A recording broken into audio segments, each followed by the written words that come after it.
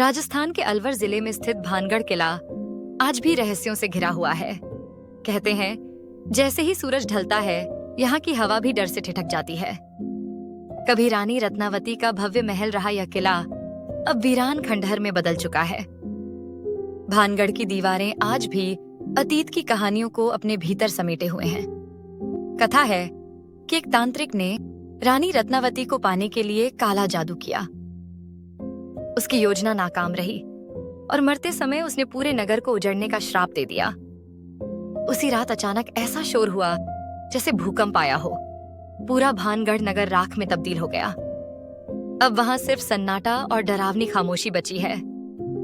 लोग आज भी मानते हैं कि सूर्यास्त के बाद किले में कदम नहीं रखना चाहिए, क्योंकि वहां अब भी अतीत की चीखें गूंजती।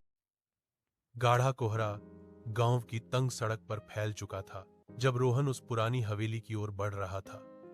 गांव के बुजुर्ग हमेशा उसे चेतावनी देते, उस हवेली में कुछ ठीक नहीं है, लेकिन आज उसके पास कोई विकल्प नहीं था। उसकी छोटी बहन मीरा गायब हो गई थी और एकमात्र सुराग था मीरा की लाल रिबन, जो हवेली के जंग लगे गेट पर मिली थी। जैसे ही वह पास पहुंचा, लोहे का गेट खुद चरमराता हुआ खुल गया। एक ठंडी हवा उसके पास से गुजरी और उसके कानों में धीमी सी फुसफुसाहट पड़ी। रोहन सिहर उठा।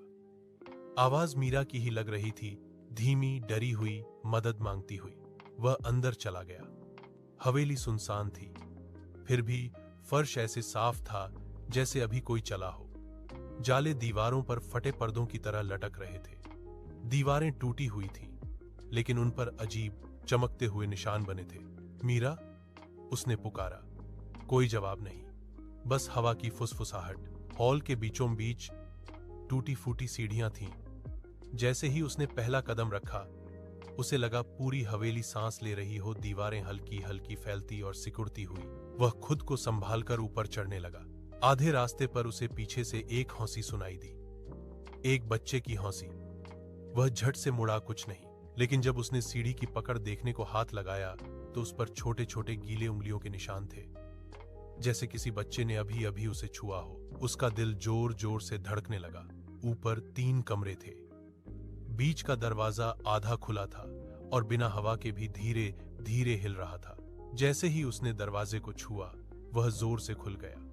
अंदर अंधेरा था, बस एक कोने में कमजोर सी लालटेन टिमटिमा रही थी। वह अंदर गया।